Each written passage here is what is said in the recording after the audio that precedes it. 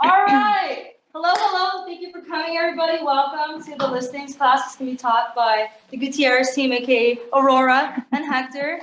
They are a husband and wife team. So let's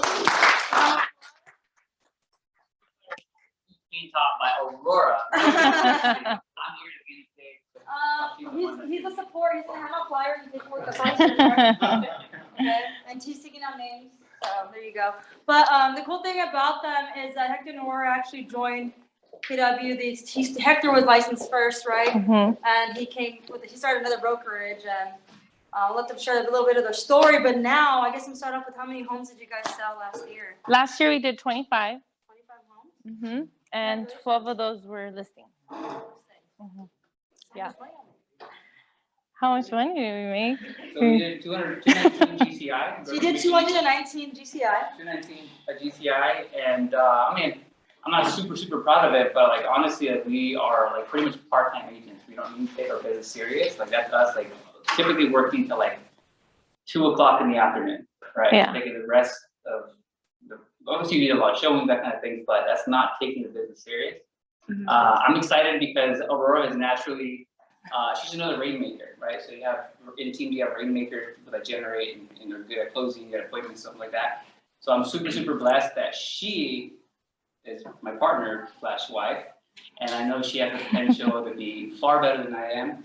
And I want her to be another listing agent. So we need to be dual listing agents, and we need to take this team to a whole nother level. So I'm excited for the team. I'm excited for what she can share with you guys.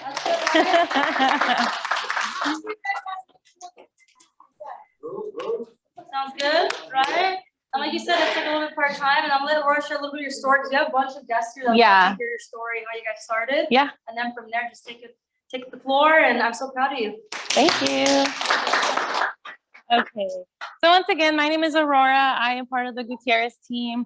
I've been with KW, I think this is going to be my 3rd year. Before that, I actually used to do loans. So I was with Fairway Mortgage. I did loans there for about 2 or 3 years. I just don't like loans. It's too much paperwork and all that, and I don't like it. And my husband started getting busier, so I ended up joining his team.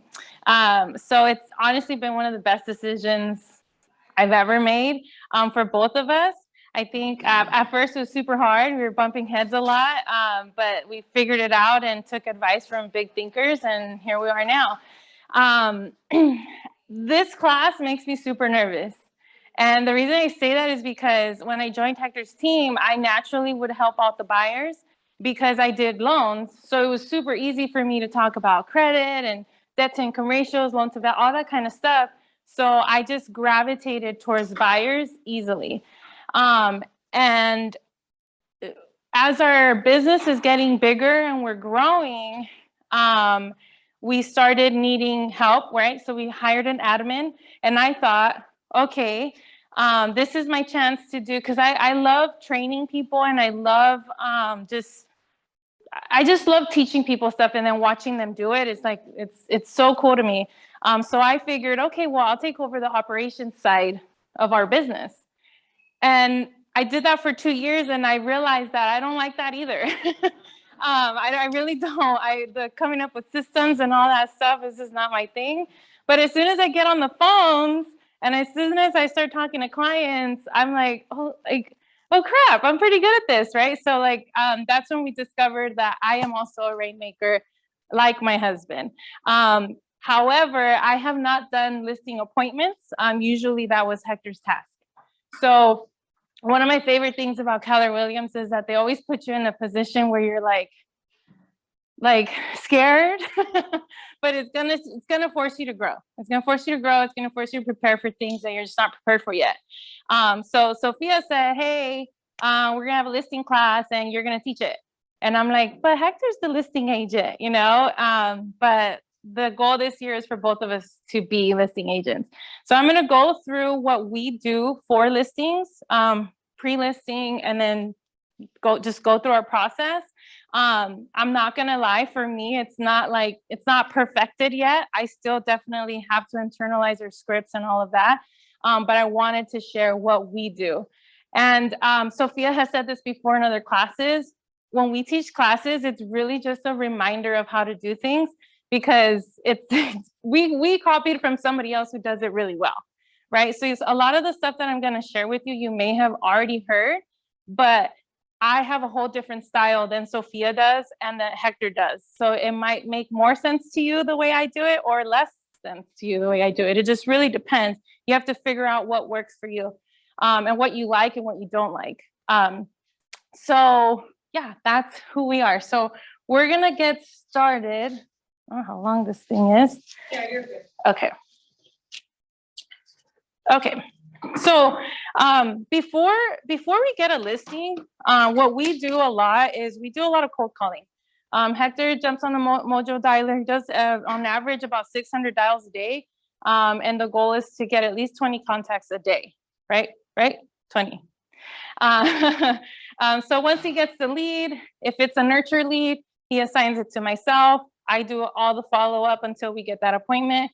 Depending on how they're reacting to me, I might assign it back to Hector so that he can work on them until we get that appointment. So basically that's how we do our work. A lot of it is now starting to come from referral business, just because our business is growing. So we have more of that coming in. But one thing I want to touch on is the mentality that you have to have when you want to get a listing. Because I think that until we figured that part out, listings started coming to us. When we started talking about getting listings and being listing agents and having the mentality that these people need to speak to me. If they don't speak to me, they're going to mess up. They're going to talk to somebody else who doesn't care, who doesn't know, who's not with Keller Williams and doesn't know all the magic we do here, right? So we had to get into the mentality that like every call we made, like, oh, you're so lucky you answered the phone because I have really good information for you.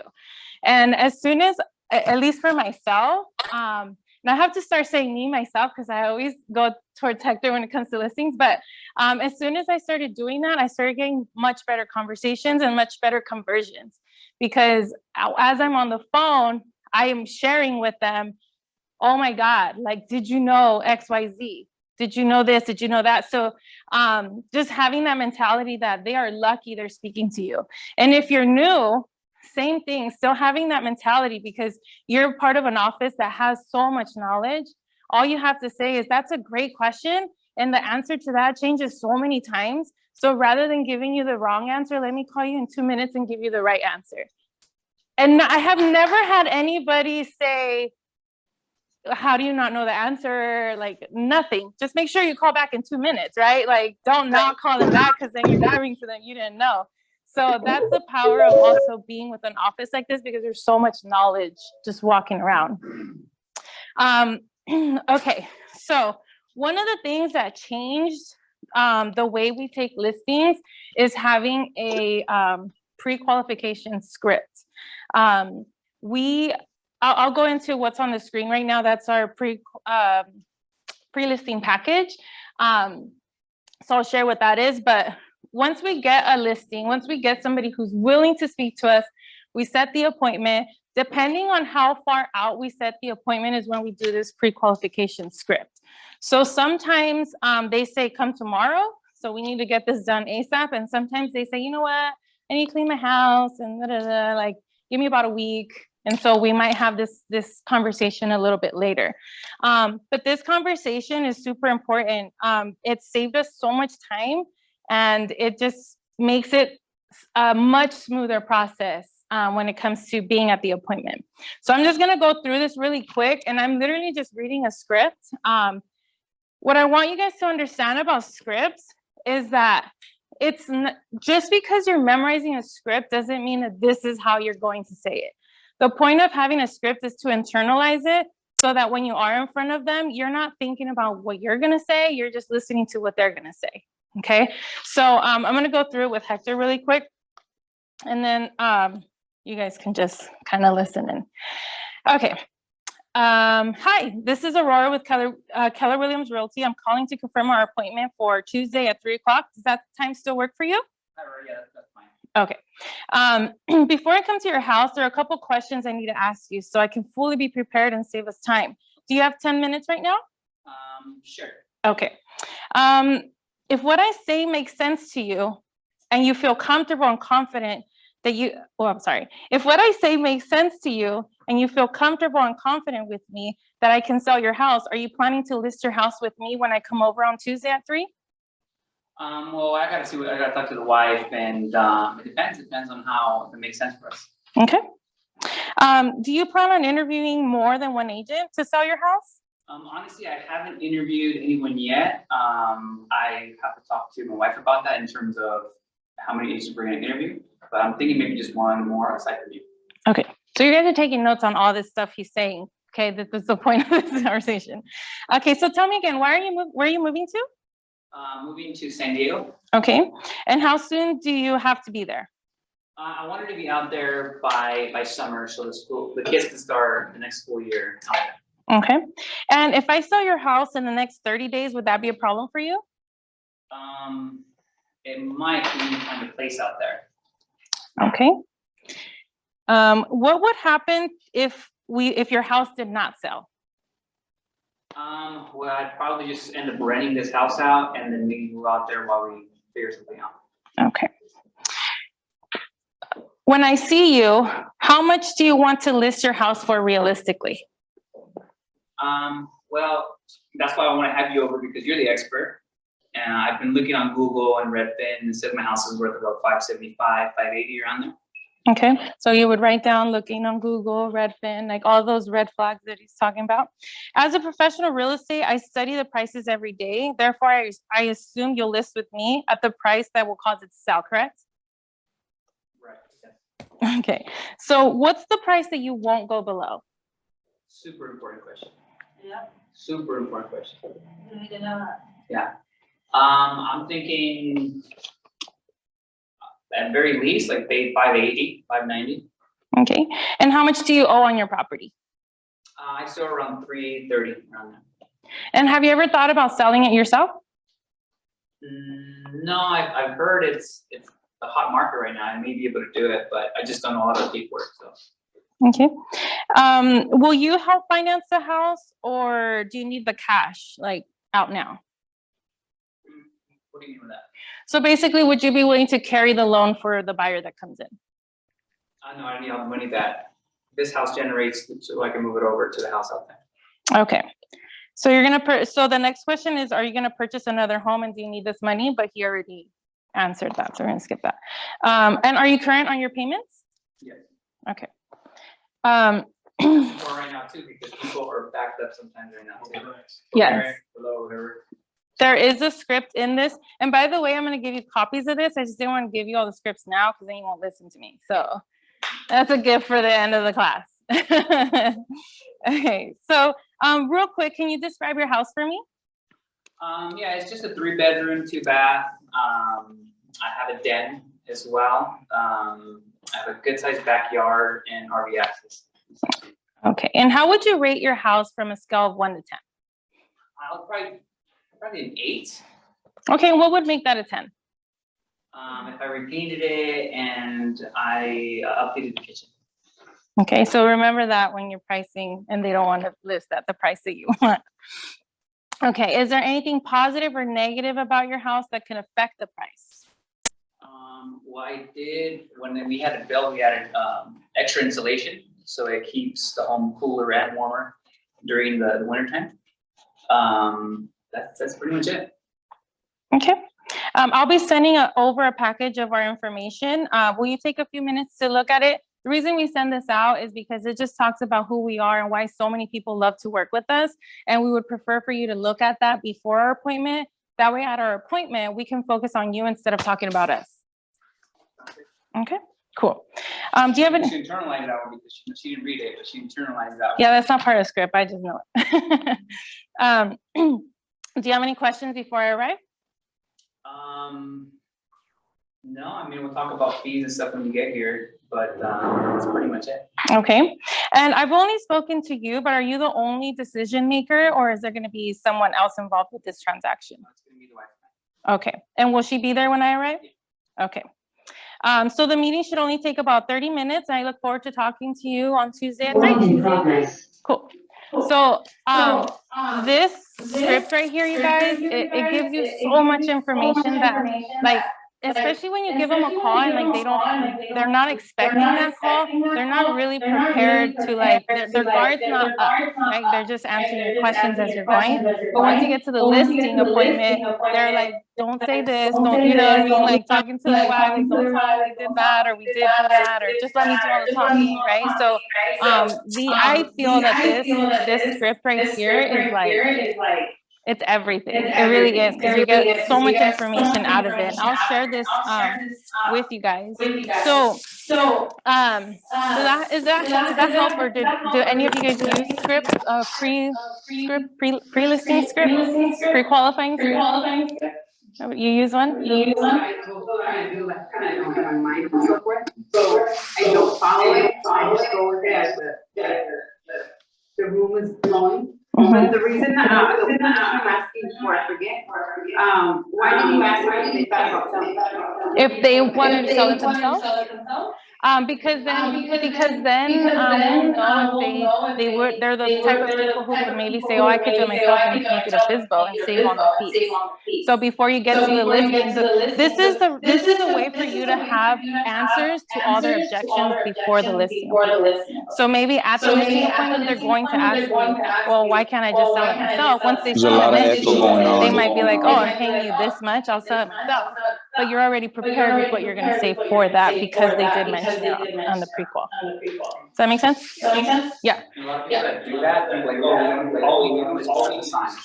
Put it online, right? So that's a good way to kind of, okay, he's gonna have objections on this. Let me make sure my value proposition is solid. So whenever you see Everyone needs to mute their system. I want to get more value. And also what I find too is that with this, you're going to take more time talking about certain things than other things. Like maybe they didn't ask anything about, fees or commissions or anything, but they did ask about doing like a for sale by owner, right? I'll just do it myself, or maybe they mentioned Redfin or something like that. And so you'll take more time preparing on how does Redfin work? What do they really charge? So that when you show up, you have that information already. Does that make sense? But somebody else who doesn't ask that, you're not going to talk about Redfin if they're not asking about it. You'll talk about whatever their concerns are.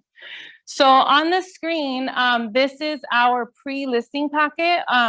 We always try to have these in our car wherever we're at, because if you ever have a conversation with somebody who's thinking about selling, you always want to be prepared to give them something of value up front, so that they start seeing who you are.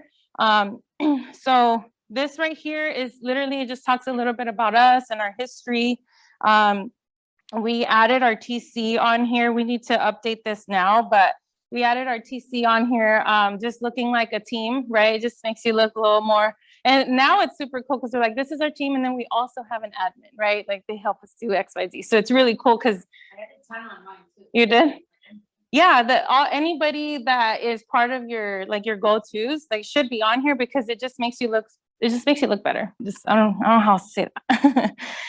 We added some of our testimonials on here, a little bit of the culture. We had Red Day on here. There might be people who, are, volunteers and stuff like that. We added some of the homes that we've sold. Before we had all these listings, by the way, we just took listings from the office.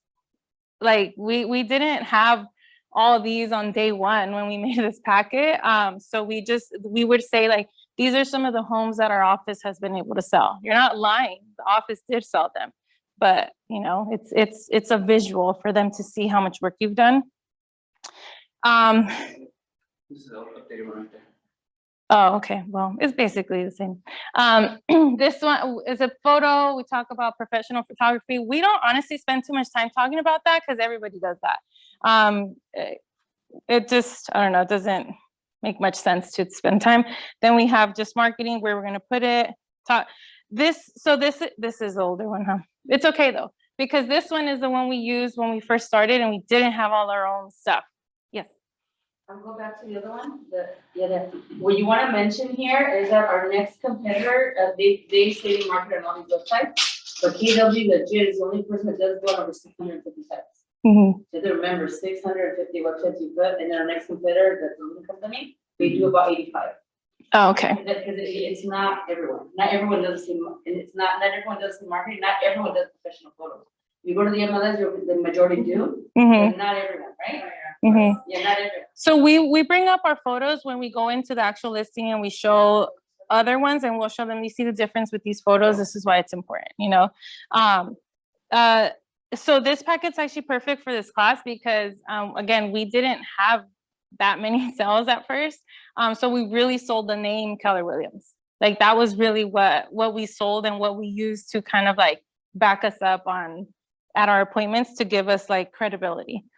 So to see, it talks a lot about Keller Williams. So now it would say like, why the Gutierrez team? And now we can say, well, we've done X, Y, Z, but before we couldn't. So just an idea for the newer agents to really like, you're at Keller Williams for a reason.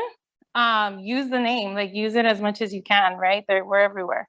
So here again, we're everywhere.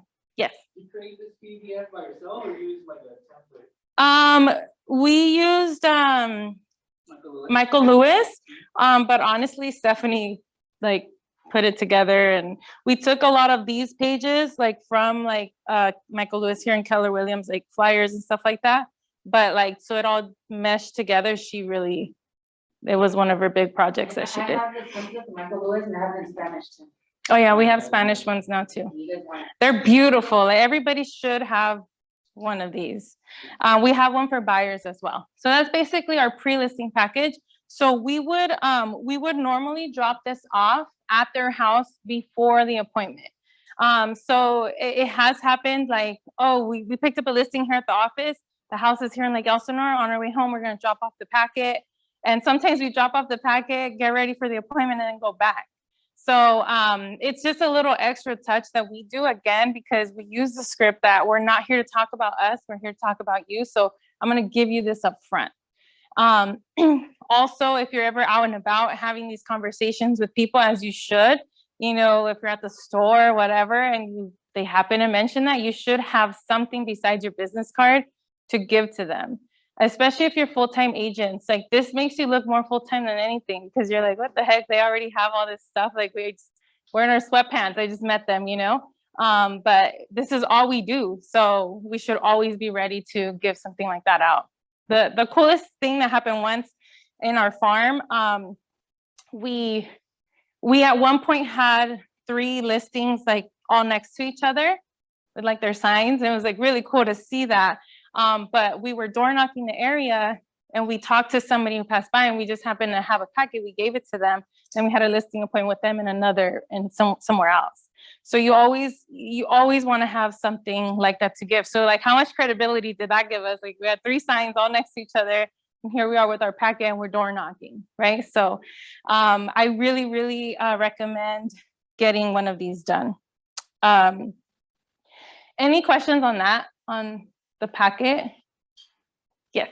I want to go back to the pre-qualifying questions. Oh yeah. I think what's important when you do that is that you're actually getting to know their personality type. I know Sophia taught the DISC personality test. I don't know if that's recorded somewhere.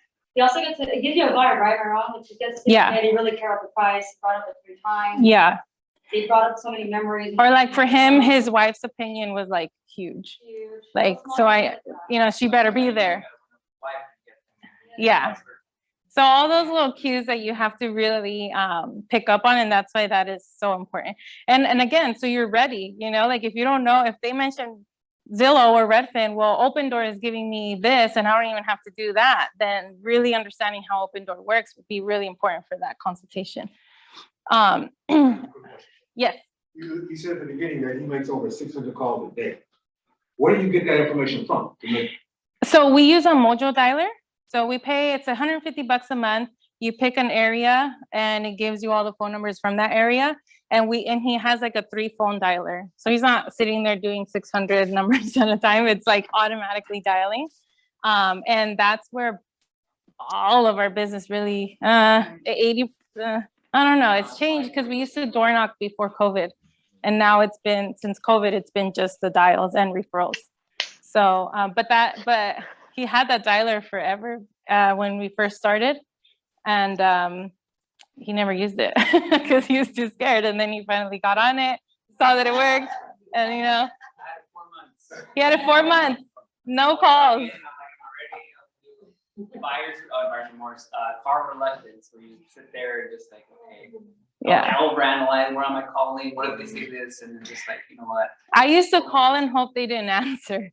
Because if they answered, like, what if they asked me something I don't know? Like, oh my gosh, like I used to be like, oh God, please, like, no. And Let's do a door knocking. Please don't be the yeah, because you just, and you're like ready, but deep down you're like, don't answer. But once you do it, yes. Once you do it now, if when I start dialing now, the first call answers, I'm like, this is gonna be a good day. Like, hell yeah. But if I call, the first two numbers don't answer, I'm like, like, come on, you know, like it already, it changes your mood now that you're used to it. But at first it's like, you're staring at it, you're doing all the research on the house, all this kind of research, you call and it goes to voicemail. And you're like, I spent like 20 minutes preparing for this one call. So just make the calls. Yes. So you say, I wrote down, you want to get 20 contacts a day? Yes. So can you define contact? Are you talking to somebody that picks a phone up? Or are you talking, I made a connection, like a phone number, email, you know, that, what's a contact for you? So when I first started dialing, Hector said, if you get through your script and they say something, that's a contact. Now that I'm better at it, I want to have a conversation to consider that a contact. Personally, that's just me personally. Like, okay, they acknowledged who I am. They're just not ready, or they just don't want to, whatever. That's what I consider a contact. But if you get through your script and they respond to you, that's considered a contact. Correct me if I'm wrong. Yes. Yeah. So I just kind of, I guess, hold myself a little higher because now I am good at keeping them on the phone talking to me. So I consider a contact a little bit different now, especially because he does cold calls and I do warmer calls. I do follow-up calls. So if I'm not having a conversation, like I feel wrong considering it a contact. Does that make sense? Yeah, Yes. Thank you. Mm-hmm. Okay, so I am going to go through the script that we use, and I'm going to go through scripts a lot because I know a lot of people, I was one of them, I hated scripts. I don't want to sound like a robot. That's not how I talk. I'm way more chill when I talk, and this sounds too robot-y, and Hector would get on me about it, and I was like, no, like I know what I'm going to say. And then I made my first call and I grabbed the script right away because I was like, oh my God, I don't know what to say. So with the listing, it's the same thing. You really have to have a script ready to go for your listing because there's so many things that you can miss, like you can like skip to talk about. And also you want to focus on what the client is telling you, not what you need to say. Did I remember to say that? Did I remember to say that? When he's done talking, I'm going to say this, you know, and it happens when you're there. Sorry, keep flipping this. So scripts are extremely important. Again, it's just to internalize it. Once it's internalized, it just flows.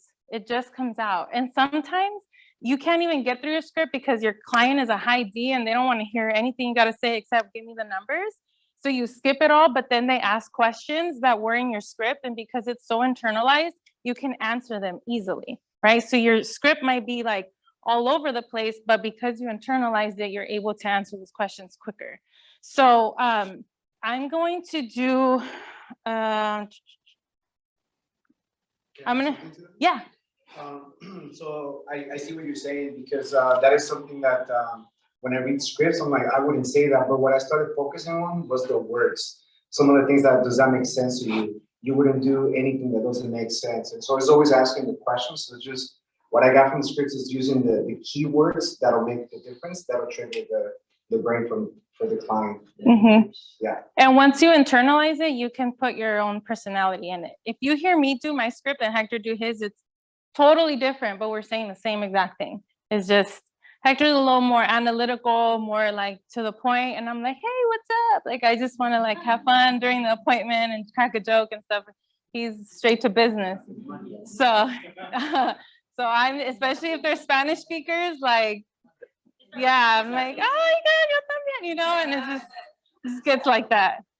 It'd be like that with me sometimes. So I have to like zip it when Hector's doing his thing, because yeah. Okay, so This right here is a CMA that we did. I'm just gonna kind of show it to you, and then I'm gonna go through another script so you guys can see what it looks like and sounds like. There's some newly, like very newly licensed agents here too. Would you explain what it's doing? Oh, it's a comparative market analysis. So you're basically showing the client what's going on in the market. It's really what it is. So it's the study that you would do to show them why we came up with this price. If you're a buyer's agent, by the way, which nobody in here is, we're all listing agents. But if you work with buyers, you know how to do these because you submit offers all the time and you have to compare other houses. I used to say, like, I don't know how to do CMAs, can you do them? And he would do them, but I would always be the one submitting offers. Oh, I think we should go with this. And I think we should go. And then I was like, dude, I'm literally doing little CMAs in my head all the time. So don't take off that limiting belief that you don't know how to do this because you only work with buyers. That's not true. You do tiny CMAs every time you submit an offer. If you're submitting an offer properly and strategically, you are doing this. And again, just to remind those who kind of walked in a little later, I have done maybe 2 listing appointments. Everything else has been Hector. I'm there for them. I'm there, but he was the listing agent and I was the buyer's agent. The first one was a horrible disaster and Hector jumped in and saved my life. But the second one, he was actually at a church retreat and I had no choice but to go to it and just figure it out. And because I had internalized this script, the one I'm gonna show you right now, I literally was like, just go through it. Like, you already know, you've been through this so many times. And we got it. We got the listing. It was like a $600,000 listing and we did it. Did I mess it up? I don't know. I was the only one there to see, but the client didn't think I did. So we good, right? So yeah, just so you guys kind of know the background of this, why I'm so nervous teaching this class right now. Okay, so the CMA, it's gonna have the first pages. It's gonna be a little bit of like repeat of the actual listing packet. And then I'm gonna go through and I'm gonna role play it with Hector. So you guys can kind of see, where is it? I have it internalized, but not for a class. It's a little different in class. So I'm gonna go through the script. It's a little bit longer, so just bear with me. And just, everybody here is at different levels. So just like listen to it and see like, oh, I don't say that, or I should maybe start saying that. Or wow, I don't say any of that. I need a copy of that, whatever it is, right? So just kind of keep an eye on what we're talking about, why we're saying certain things and all of that. And then I'm just gonna go through this as if, you know, I'm sitting in front of him and I'm showing him the CMA, okay? All right, ready? Okay, I'm so nervous, okay. Good afternoon, I'm Aurora with Keller Williams. We had an appointment at 3 and it's 2:50. I'm a little bit early. Is it okay if we come in? All right, thanks for having me over. It's a pretty important decision to list with me. Who wants to give me the grand tour? I'll do it. Okay, so we're going around the house, doing all that. Let me just jump in. And on depending on your level, like there's already a lot that went on in that couple sentences, Decision right? maker. Decision maker, yada yada. But also the grand tour, we got that from Steve Ryder, right? You Yeah. kind of see, she'll explain them what that is, but you'll start seeing what the perception is on their home, right? So it's super important.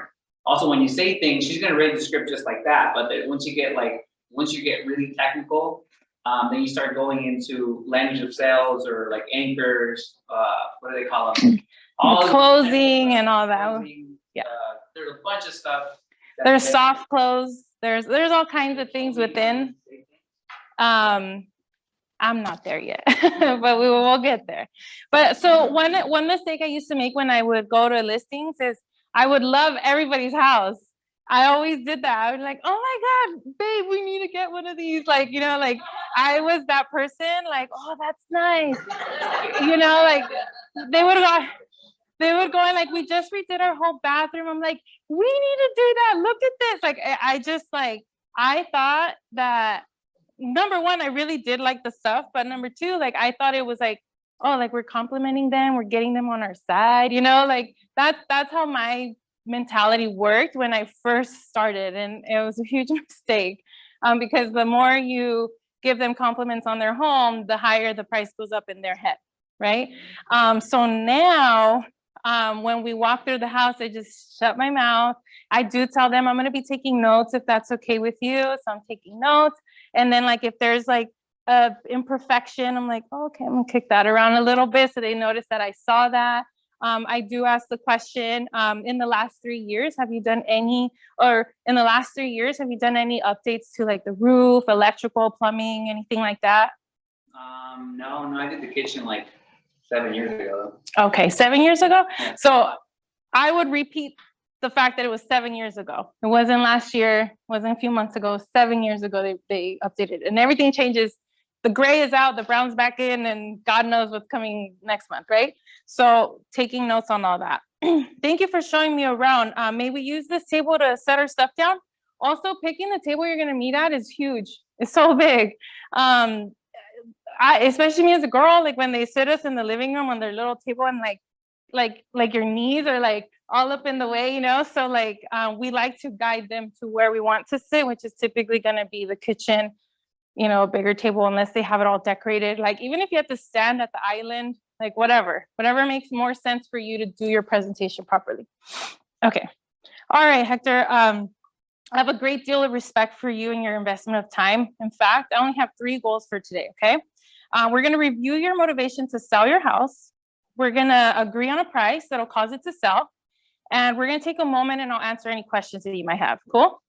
All right. We'll decide together today we'll decide together if you choose to work with me, and I'll also decide if I decide to take your listing. Okay. That doesn't happen a lot, but sometimes I'll have clients who want to set a price that I know is not going to sell the house, or they might ask me to pay for marketing that I know is not going to help either. Okay. So I have 3 critical questions for you, Hector. Do you really want to sell your house?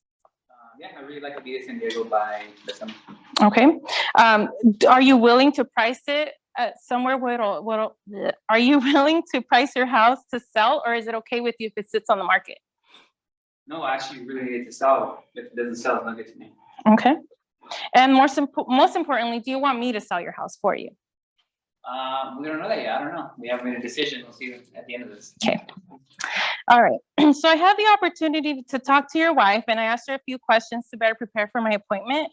May I review those with you just so I make sure that we're all on the same page? All right. So you're moving to San Diego, right? Correct. And you need to be there by March, right? Yeah, March or very latest April. Okay. And what's important to you about moving to San Diego? I just want to go down there to move my kids to a better school district so they can start going to school with some family on it. Okay. And why is that so important to you? Well, I just want them to get a good education, so to set them up for the future. That's important.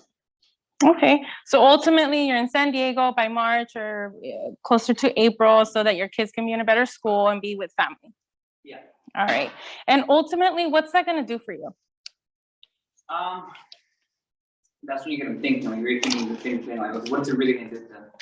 It's ultimately gonna get me down there. It's gonna save me a lot of time in the community. I have a lot of family down there, so it's gonna be easy for me to just go to their house and not have to pick up, 3-4 hours in commuting every day. Got it. And don't you deserve that, Hector? I did. You do. I think so too. So my goal is to make that happen for you. And if you're as committed as I am, you'll be in San Diego by March. Okay, so let's continue. As we continue to talk about your house, and we'll be discussing what it'll take, it's gonna be only natural for you to see why so many people choose me to get their house sold. In fact, during our conversation about the price of your house, it'll become obvious that I get more people more money for their house than other agents. You do want more money for your house, don't you? Yes, of course. Okay, and because you want the most money, you will find it easy to choose me to get the job done. In fact, it'll be easy to get an agreement with me so we can move forward with getting into San Diego. All right, so let's start by looking at what's happening in the market today. So this is where I would bring out the CMA, and we skip through the front pages, and now we're here at the comparative market analysis. So in preparation for a meeting today, Hector, I did what's called I did a thorough market study of your home, also called a comparative market analysis. Do you know what that is? No, I don't. Okay, so this is again where you just explain. It is a study of the market. This is what's going on in your area. These are the homes that have been selling. This is the activity in real estate in your area. Okay, so there are 4 main parts to this market study. First, move here. Can you guys see it? It doesn't get bigger. Okay. First, we have our actives, and these are your competition, right? I call this dreamland because this is what people want their house to sell. This is the price that people want for their house, but we don't know what they're actually going to get. Okay. Second, you have your pending. And pendings are homes that are already in escrow, but we just don't know what they're going to sell for yet. We don't until they close. We don't know the price of them.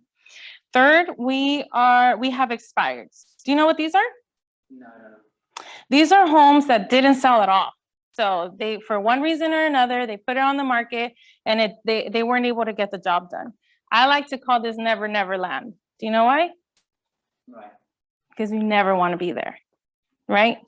All right. All right. That's time for you guys to add like doubt a little bit, because if they're thinking of listing themselves or going with another agent or whatever, that's a good example of showing them, okay, this house was listed. They wanted to move just like you, but something happened. They didn't expose it, they didn't have the tools, the know-how, resources to expose it, and or they priced it too high. So you start thinking like doubtful as far as like, okay, if I don't do it with the right person, I could be in the same boat, right? So you just a way to kind of go back to it. All right. Last are sold, and this is what I call reality, because this is the homes that are what homes are actually going for in your market. Are you with me? Yeah. Great. All right. So we're going to focus on solds today, because in order to get you to San Diego by March, which one of these categories do we need to get you on? Sold. Solds. So the purpose of the market study is to determine the value of your house. First, as there's 2 ways that we're going to determine that. First, as a buyer, and second, as the appraiser. I'm sure that you can see why that's important, right? The appraiser is going to be hired by the lender. They're going to come and do a market study as well, and they're going to tell us what your home is actually worth, right? And the second, as a buyer, if a buyer is purchasing a home, are they only going to look at your house, or are they going to look at others as well? We're going to be shopping around for others. They're going to be shopping. And what do you think they're going to be comparing? Probably overall condition and location. Yeah, and also the price, right? Everybody wants to get a good deal. All right. To make sure that we price the home in a way that'll make it attractive to buyers is, oh, sorry, totally was going over the same thing. Okay, so you ready to take a look? Yeah. Sorry, internalize that part, so I skipped it on here. Okay, so right here is where I would go over what green is, what yellow is, what red is. So green is active, yellow is pending, blue is expired, and then we have red sold. Okay, so we go into here. So these are all homes that compare to yours. And whenever we bring up this, if I do it sideways, is it bigger? Oh, yay. Okay. So whenever we bring this up, one of the things that we always make sure to bring up is the bedrooms, square footage, the year, like all these things, and we'll actually make them repeat that with us. So we'll say, okay, so this house is actually on the same street as yours. Do you see how many bedrooms it is?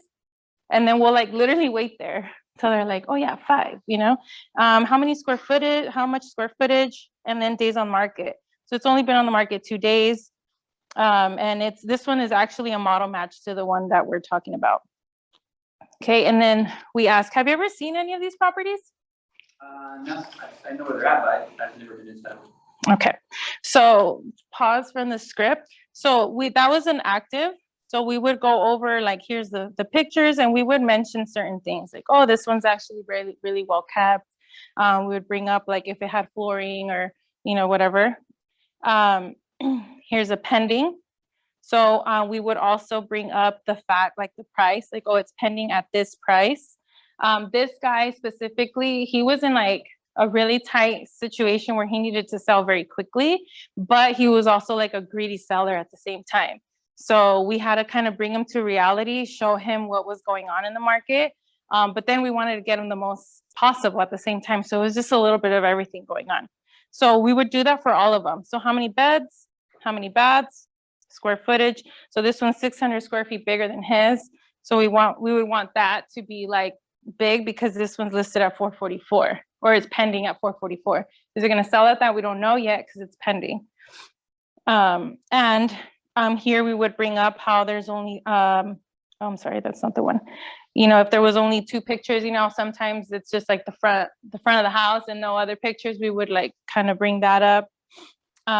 This is where we would bring up this is where we would bring up using a professional photographer and how important that is.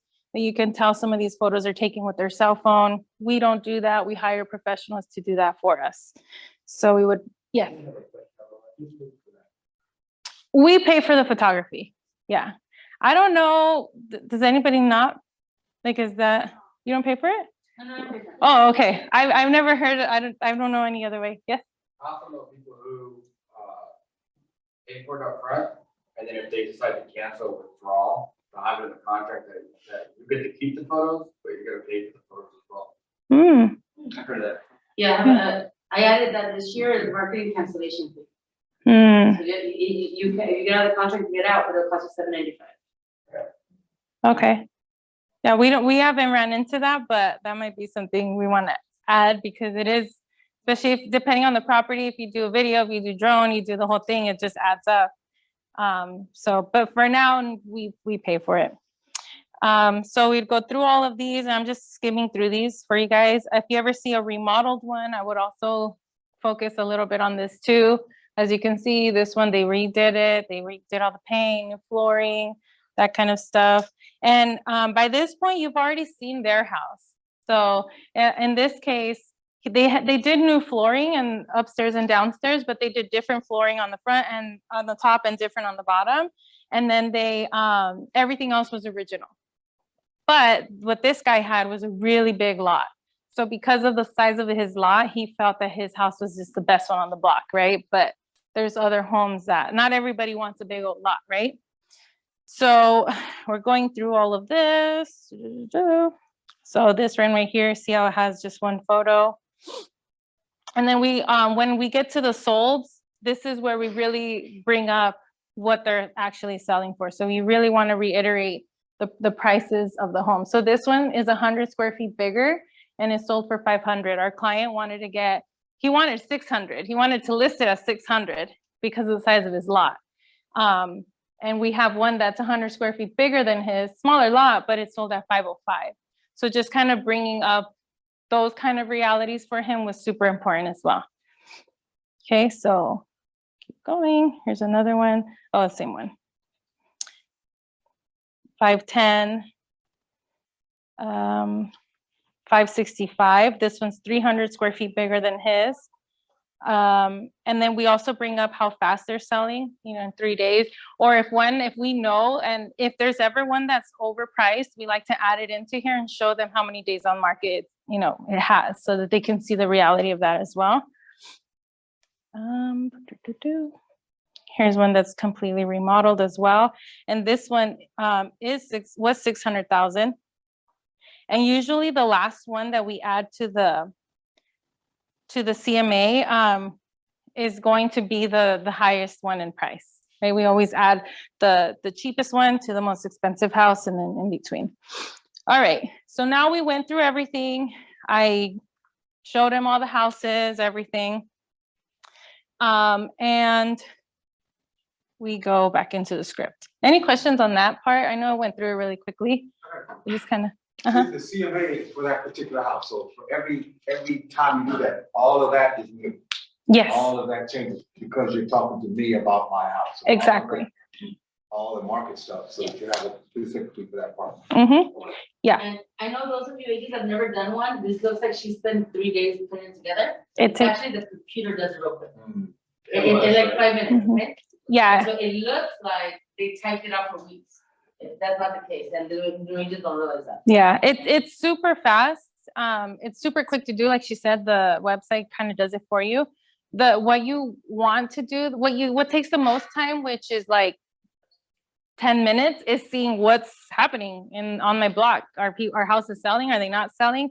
in this market, it's super easy because the houses are selling like crazy. So it's really quick to find. Sometimes we've been in markets where you got to go like way out to just to show them what's been selling. And in this market, they're just like right there.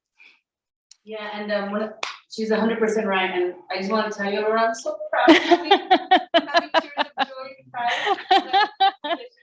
She's pretty much like mastered like representation. Like you added your own vibe to it. Yeah. I like your video. I love it. And one of the things that you want to add when you go through this, and I'm sure you guys do that too, is that it's very important for you to educate people where the market's headed. So if the actives are higher than the sold, where's the market going? If what? Actives are higher than the sold. Yeah. It's going. Yeah. Yes, so solds are lower.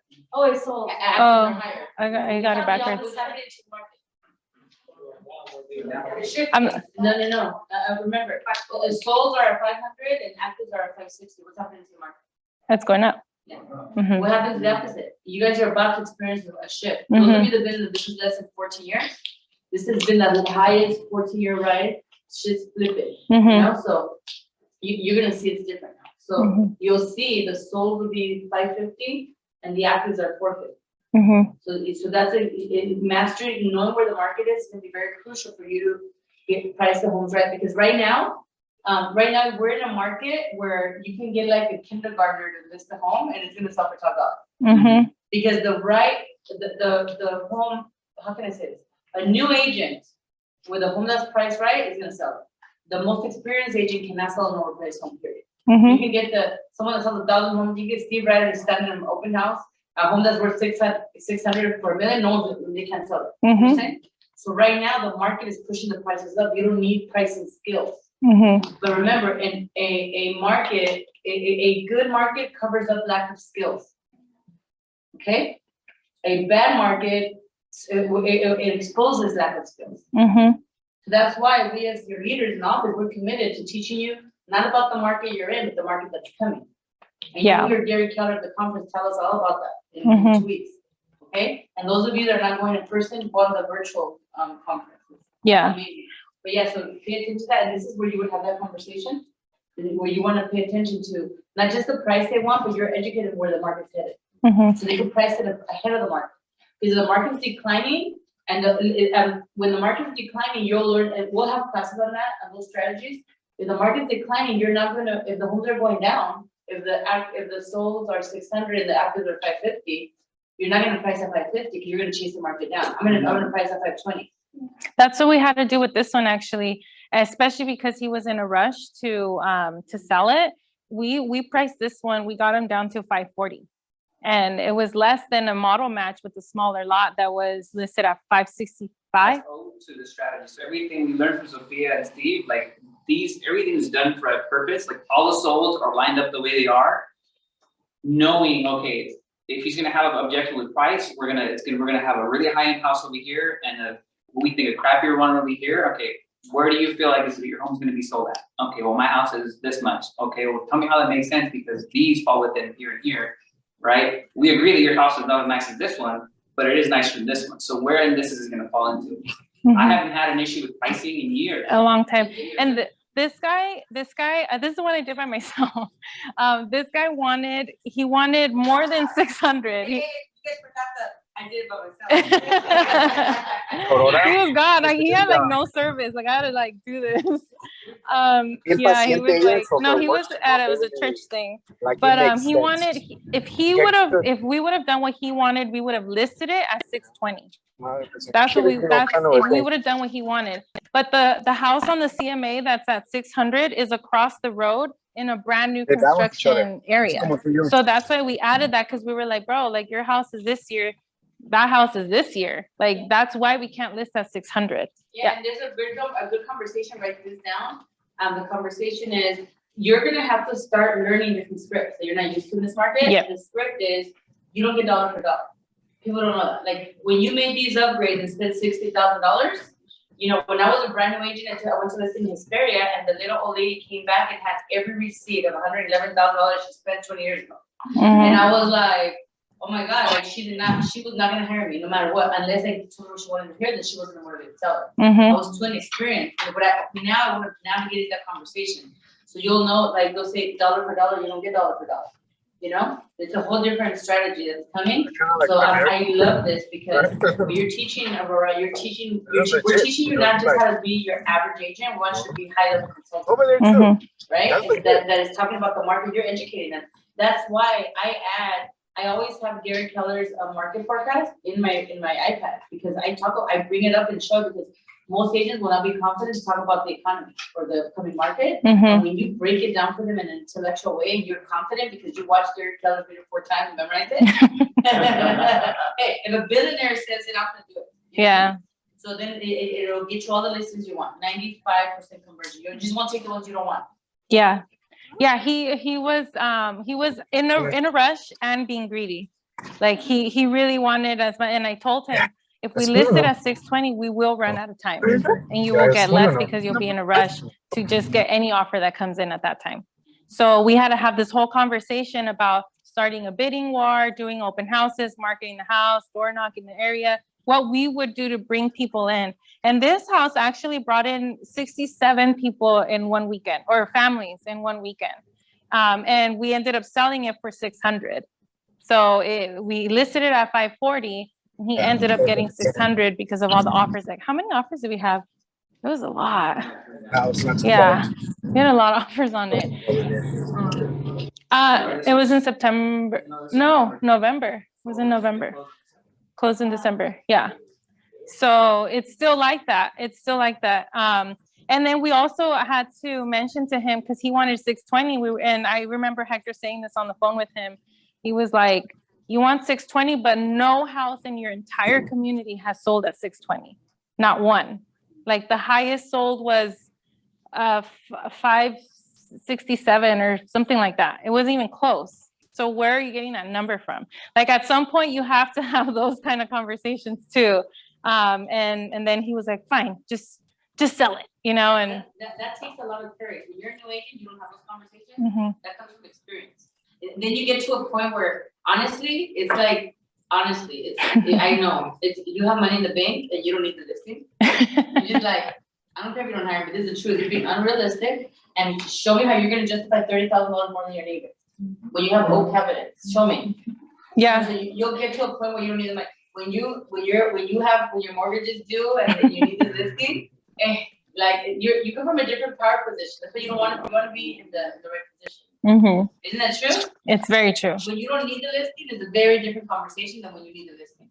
Mhm. I've been in both situations, and it's just I always want to be on the other side. I want to be like, God, help me get to these people. I need the listing, right? Yeah. Yeah. Market, and then you're like, at the end, getting a lot less than they thought. Like, And then they hate you. Yeah, and then it's your fault. Yeah. I think even when we sold, he was like, you should have started at 600. You don't need to listen. Yeah, so you're gonna run into those. Honestly, thankfully, my first listing by myself was a guy like that who was like really pushing on that. But that's again, when I said earlier, when you make your calls and you have to be like, oh my God, you're so lucky you're talking to me right now because I have great information. I had to kind of get that mentality there too and be like, dude, like I do this every day. This is all I do. All I do is study the market. All I do is look at homes. Like I'm telling you, like. And so he couldn't get me off. As much as I had to struggle to get him off of what he was standing on, he couldn't get me off either. So then I had to remind him, his motivation was, if I don't sell it, I'm gonna lose it. And like, so I had to remind him, like, look, I don't want you to end up at the end of the year with less money and nowhere to go because we didn't do this the proper way.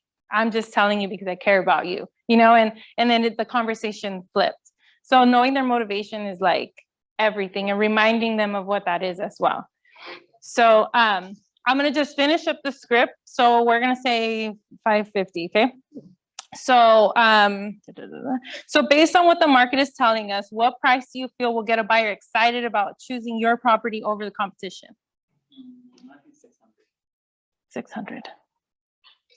We just talked about all that. We're gonna go into the same thing again. Let's say 550. All right, well, we're gonna skip that because we're gonna go into the same exact conversation that we just had. All right. All right. So after looking at your house and reviewing what the market is telling us, I'm suggesting that we list your house for 550, and you can see why that price is correct, right? Yeah. Okay. That price is gonna get you to San Diego by March. Won't that be exciting? Yes. Cool. Do you have any questions on what we've covered? No, I'm just curious on the fees. Okay, we're gonna get there. That's actually the next conversation we're gonna have right now. So the net sheet. So the net sheet gives you the costs associated. Let's just get through the script and then I'll go through the net sheet. That way we won't bounce around. The net sheet gives you all costs associated with selling your house and how much you're actually going to walk away with after the sale. That's something you'd like to know, right? Yes, of course. These are all the standard fees and expenses. Any questions with that? We're just assuming he doesn't have questions just for the sake of this, but I'll go into it. You don't have questions, okay. So we finished showing the net sheet. So based on the realistic price of $550 and the estimated closing date of March 30th, here are the estimated total net proceeds after closing. So, and I'll show you what it looks like, but we have a net sheet and we always circle how much money they're walking away with, okay? Is that a number you can live with? I thought it was gonna be a little more than that. I understand it's less than what you were expecting, but is that a number you can live with if you had to? Yeah. Okay. So we'll get on the market for $550, which is the price we agreed on, right? Yes. All right. Well, I'm ready for you to get me to work. Are you ready? Yes. All right. So I'm going to lay down the highlights for you. First, we want to make sure the house is ready for photos and it's all staged. What I mean by that, and then some people go through the house again.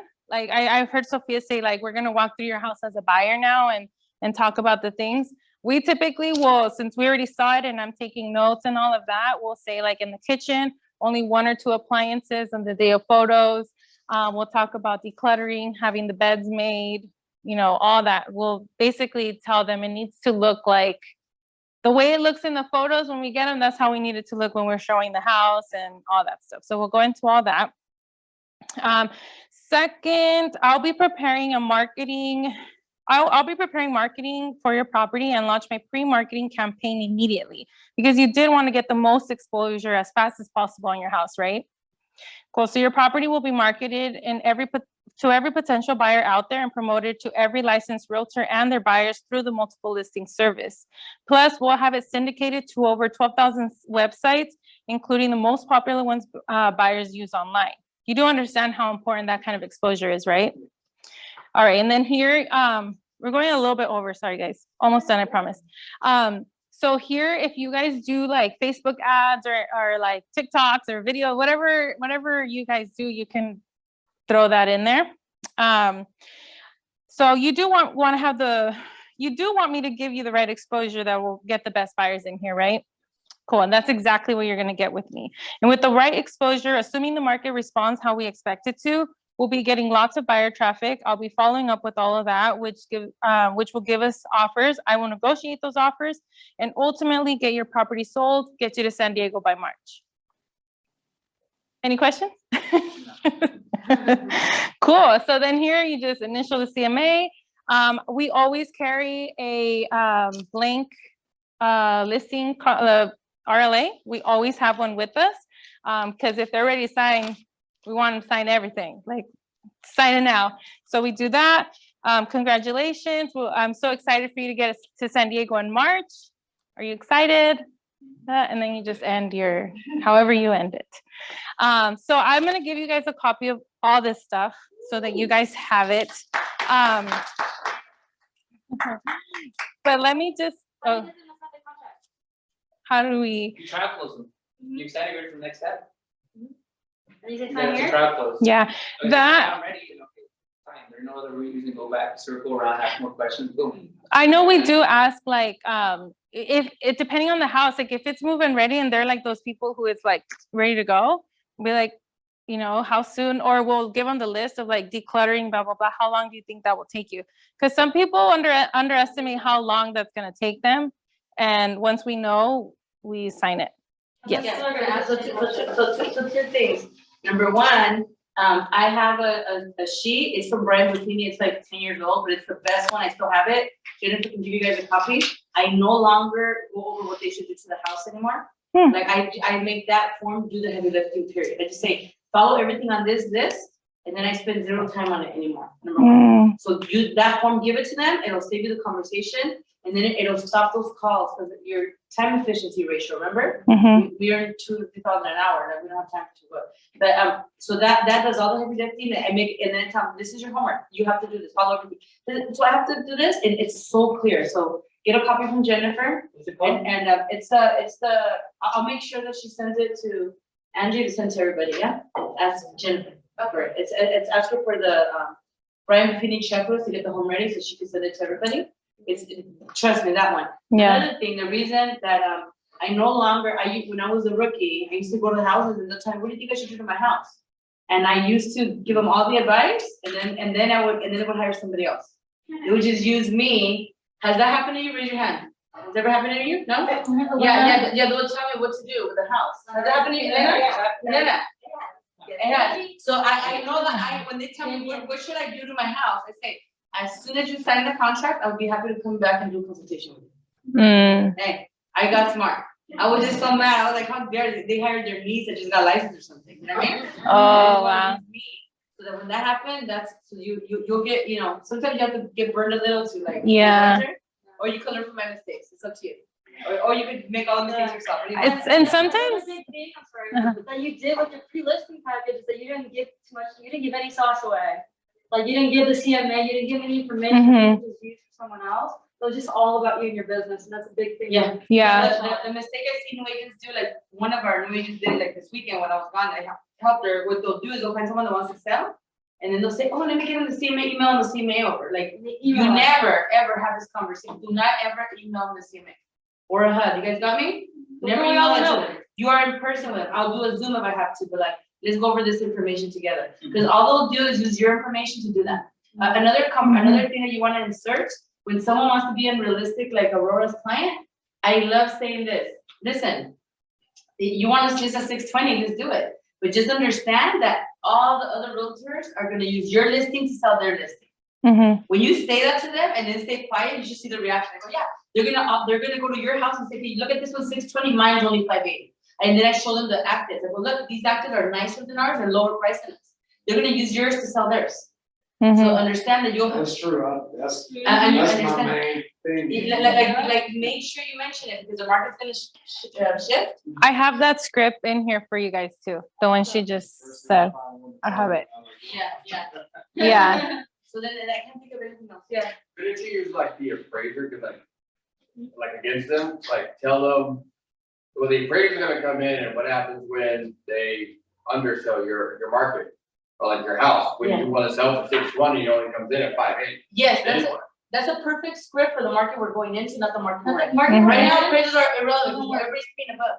Yeah. So right now, they'll be like, so what, you used to have them pay the difference. Mhm. If you're good agent, you're gonna have to pay 50,000 difference, so who cares? Yeah. Yeah, so, but in the next market, you're right, in the next market, we really leverage that, we say, listen, the bank's not gonna lend them a penny more than your home is worth, understand that, right? And it's based on perspective, and if we don't get to pick the appraiser, the bank doesn't, you got into that conversation. But yeah, the market that's coming, you do need those skills, in this market, they really don't care. Even if they're going to the VA loan, because they do. They won't even accept the VA offer, that's the case. Yeah. They'll be like, God. Yes, so they're doing, so that's a VA loan, and by the way, VA is really good right now with their appraisals. Like, they're pushing all the values, the VA is like really good right now. But you have to understand, there's a whole nother conversation around VA right there, like, I'm a big fan, but when the seller, just so you guys know, maybe you guys know, when a seller accepts a VA offer because of the VA unallowable fees, they net about $3,000 less than if they take another offer. So you have to disclose that to them. And then when I'm experienced, and remember, VA and FHA, they if you guys know the new RPA, they do not, on an FHA or VA, if you are listening and you accept an offer from a VA or FHA, then you know that they are, with the FHA VA clause disclosures, their deposit, their EMT is protected.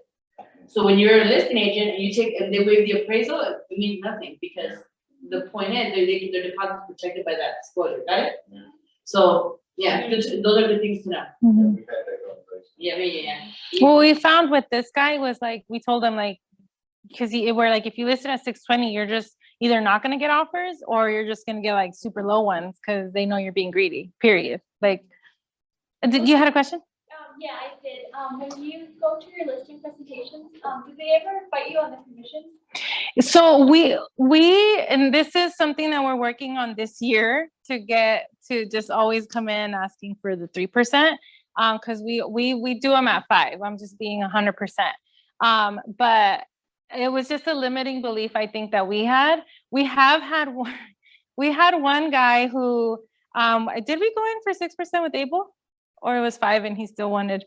I don't remember. I don't remember. I want to say, huh? Are you taking 3 of the 5? No, well, we are now. We're learning.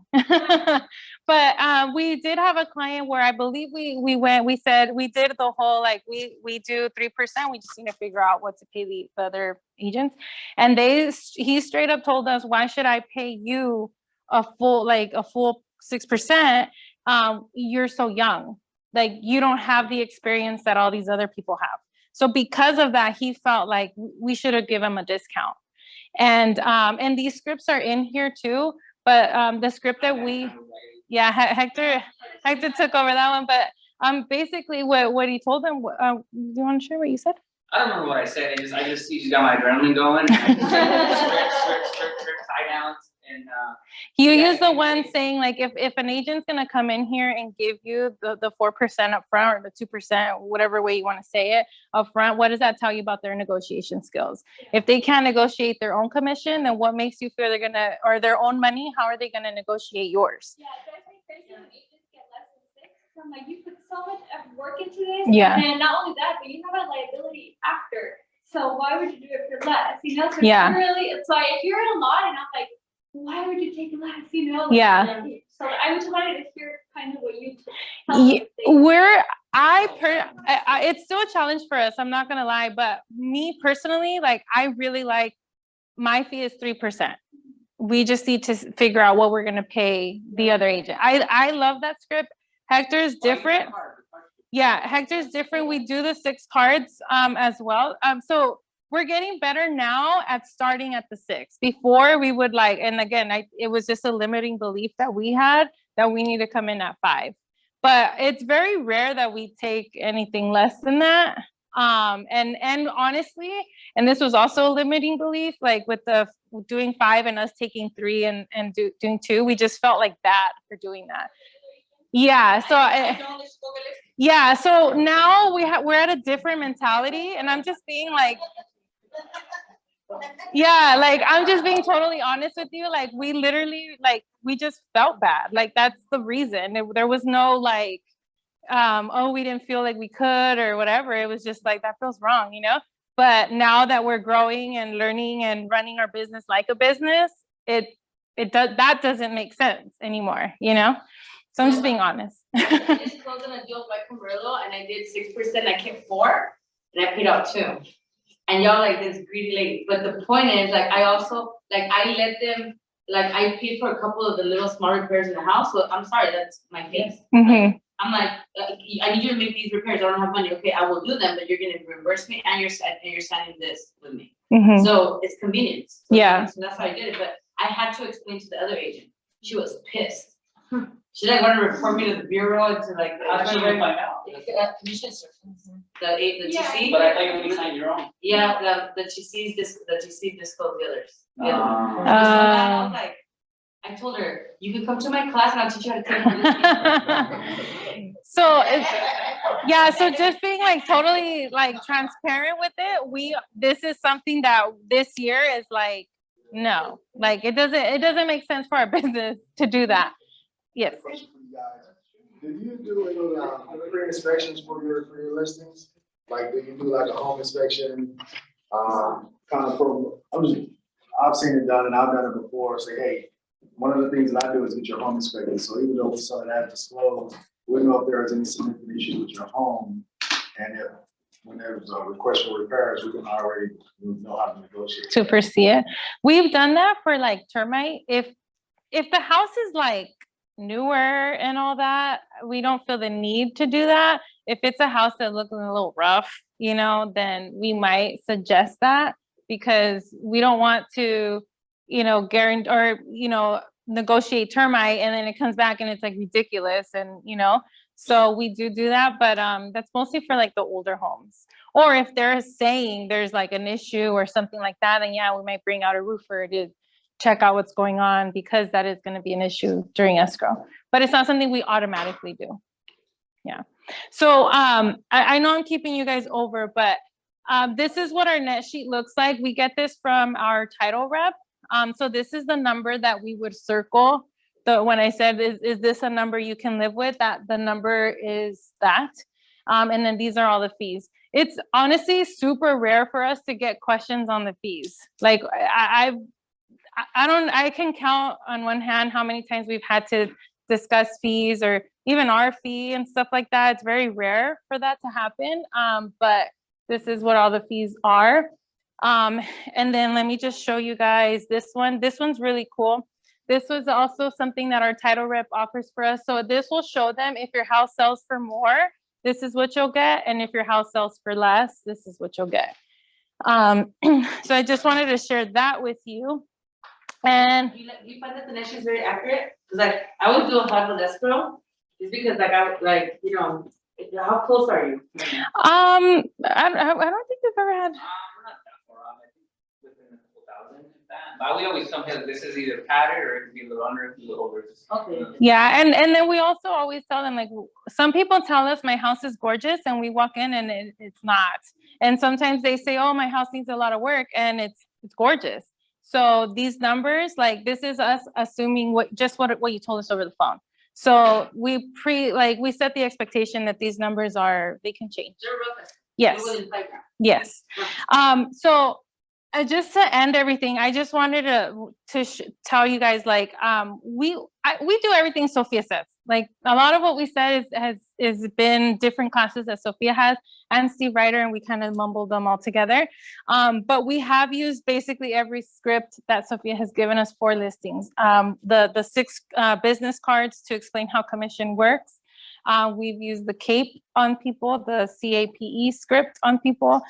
We've used the my fee is only 3%, and this is, what are we going to pay the other? Free, not commission. Because Yeah. fees are not negotiable. Attorneys don't have a commission, they have a fee. It's all psychological. Yeah. And I took the class, KW has a class called Language of Sales. It's not free because it's like $400 or $300. I think he's doing it right now. And Language of Sales, it's on right now, right? And how far are you in? Is it Week 2. Week 2? It's not too late to join it because you could get the recordings of the first 2 weeks. Hands down, amazing class. Mhm. It teaches you how your conversion will go up. So like, please take it. Like, Yeah. It's so good. It's once a week for an hour, right? Mm-hmm. Yeah. That's where you start learning things like tie downs, trial closes, start getting really technical with what you say, how you say it, and body language on top of that. It So makes there's it a makes lot. a lot because let me tell you something. If you take all your listings, if you're like, oh Sophia, I take all the listings, that means you're not going to enough listings. That means you're only going people you know. When you really want to sell 60, 70, when you want to make $1 million a year, you have to work with 50% of people you know, and then you're going to be with people you don't know. When you work with people you don't know, you need these skills. They don't know you, and you're competing with other agents. Yeah. So with that being said, it's just, you have to, that pre-qual script is everything, because you're going to know which one of these scripts that you need to have in your pocket when you walk in there. We also go over, what happens if you rent it, what happens if you don't sell it, what happens if you refinance that. We always go into that. Yeah, we do, like, we're going to talk about these things, and this is, refinance, if you sell it, if you do nothing, or if you rent it. Yeah, So give me on the calendar to teach more of my listing scripts for March. Yeah. I'll teach you guys all the scripts she's talking about. They're all different techniques I have depending on the people. Yeah. So yeah, come to all her classes, because that's where we got all this from. But that's basically what we do. That's our class. I hope you guys learned something. I hope it was helpful. Yeah, I can't stress enough, scripts, like, learn them, practice them, say them out loud, listen to yourself, record yourself so you hear how you sound, because you'd be surprised, like, oh, like, I need to definitely switch that up, And I recommend that you guys come into this office at 7 a.m. on Fridays and practice it with each other, and like get 10 of you, and each week for 10 weeks, someone presents each Friday at 7 a.m. That's how you really do better. Yeah. And that's how there's no better training than that. So the people that are serious, I say 7 a.m. is only serious people wake up that early to show up at 7. Yeah. So I have, are we done? Can I take this up? Okay, so I'm